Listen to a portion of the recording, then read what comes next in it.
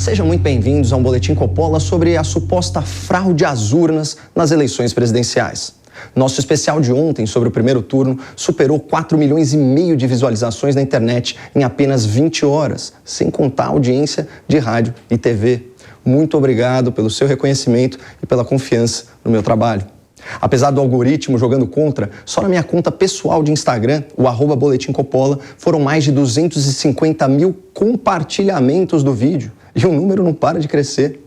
Se até 30 de outubro, cada uma dessas pessoas que acessou esse conteúdo online virar apenas um voto a favor do candidato da sua preferência, essa eleição presidencial já está ganha e com folga.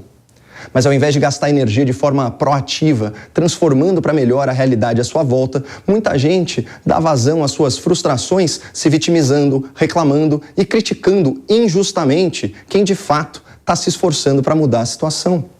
Ontem eu fui muito desaplaudido nas redes por ter assumido uma postura responsável e condizente com a minha defesa intransigente da lei e da ordem. Eu deixo registrado para toda a nossa audiência que esse programa não irá entreter, sem a devida comprovação, a ideia de uma fraude às urnas. Tampouco iremos colocar em dúvida o resultado das eleições. No Estado de Direito, por nós defendido, o ônus da prova é de quem acusa e suspeitas não constituem certezas. Muitos me insultaram por marcar essa posição, me acusaram de estar a serviço do sistema, como se a hipótese não comprovada de fraude às urnas já fosse um dado da realidade, um fato incontestável e evidente para qualquer observador isento. Será mesmo? Não é melhor aguardar as manifestações oficiais do Procurador-Geral Eleitoral, escolhido pelo presidente, do Ministro da Defesa, ligado às Forças Armadas, também escolhido pelo presidente, e do próprio Bolsonaro, candidato à reeleição? Não é melhor ouvi-los antes de sair por aí atribuindo valor de verdade a meras especulações? Enquanto eles não se pronunciam oficialmente, meu caro amigo desconfiado, que tal analisar a nota publicada via redes sociais pelo publicitário Sérgio Lima, um dos principais responsáveis pela campanha do presidente Bolsonaro? Aspas. Parem de gastar energia falando de fraude. Vamos ao que interessa, voto. Vamos buscar voto e trabalhar as abstenções. Se houve fraude, deixe que a justiça investigue. Se você ainda não se deu por satisfeito com essa declaração vinda do núcleo de campanha do presidente, não tem problema. Vamos ao que disse o senhor Fábio Faria, ministro das Comunicações, um grande aliado de Bolsonaro, diretamente envolvido nesse projeto de reeleição. Aspas. Não houve problema nas urnas. Essa questão está totalmente superada. O problema grave da eleição foram as pesquisas. Foi muito grave.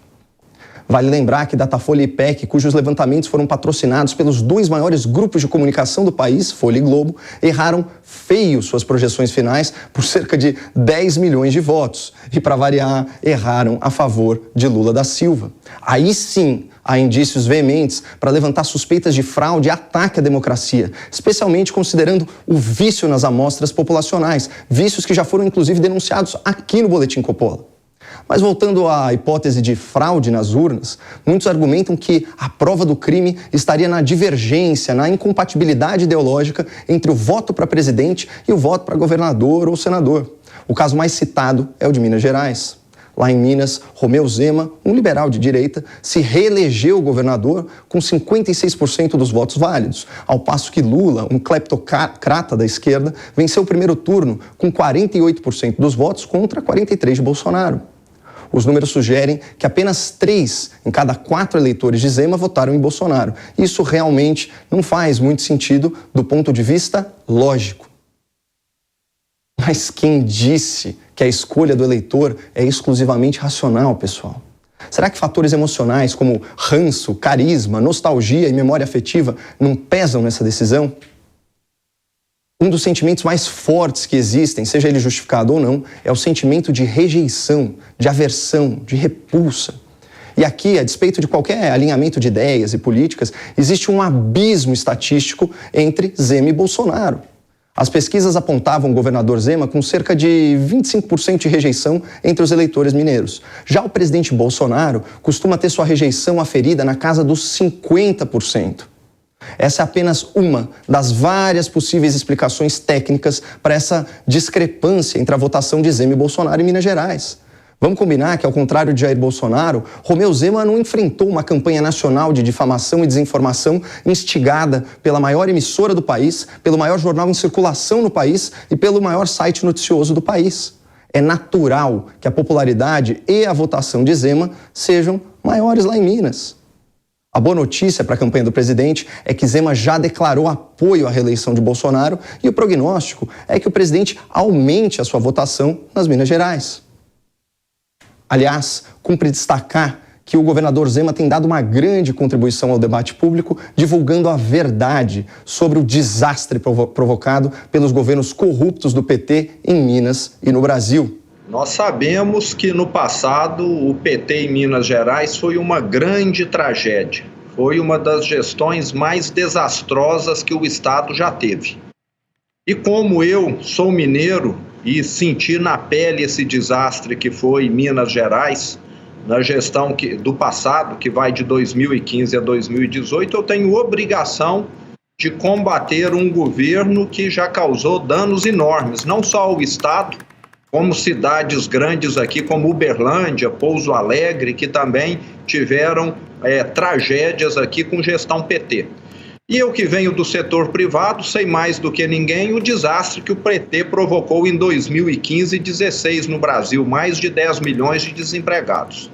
Então, o meu grande objetivo é combater o PT. O brasileiro que tem a memória boa sabe que o governo Dilma foi uma tragédia, a maior recessão da história e a maior inflação idem. Mas de volta às alegações de fraude eleitoral, é muito comum as pessoas incorrerem na falácia da inversão do acidente e tratarem aquilo que é exceção como se fosse regra. Ontem mesmo, aqui na Jovem Pan, foi noticiado o caso de 2 pessoas, coincidentemente do interior de Minas Gerais, que foram impedidas de votar em razão de um voto anterior já registrado em seu nome. A denúncia é gravíssima, foi reportada à polícia e está sendo apurada pelas autoridades competentes. Mas isso é a exceção, não a regra. Até o momento, o que nós vemos pelo Brasil são casos isolados de crimes eleitorais, como sempre houve e sempre haverá. Mas não é razoável presumir uma fraude generalizada na votação, tomando como base alguns incidentes pontuais. Para sustentar esse tipo de acusação conspiratória, é preciso que haja evidências concretas de manipulação em grande escala. O eleitor, o apoiador de um candidato tem que se policiar para não sucumbir à síndrome da pior interpretação possível e enxergar nos resultados que não lhe agradam a falsa certeza de fraude nas eleições. E para fechar, eu faço um apelo. Se hoje eu falhei aqui na minha missão e não consegui te convencer a abandonar a ideia de que o primeiro turno foi roubado, então vamos ao aspecto prático da coisa. Não há nada que você possa fazer a respeito nesse momento. E você não está ajudando ninguém esperneando nas redes sociais e no celular. Pelo contrário, você só fomenta desânimo, só semeia desesperança e só traz desilusão com esse comportamento destrutivo. Saia dessa frequência de negatividade, canalize a sua energia positiva para conquistar votos a favor do seu candidato. Você quer mudar o resultado da eleição? Comece mudando a sua postura, mude seu foco da reclamação para a persuasão. Por favor, faça esse exame de consciência. Talvez nessa eleição, o que realmente precise mudar seja a sua atitude. E como diz o Gabriel Pensador, muda que quando a gente muda, o mundo muda com a gente. A gente muda o mundo na mudança da mente. E quando a mente muda, a gente anda para frente. E quando a gente manda, ninguém manda na gente.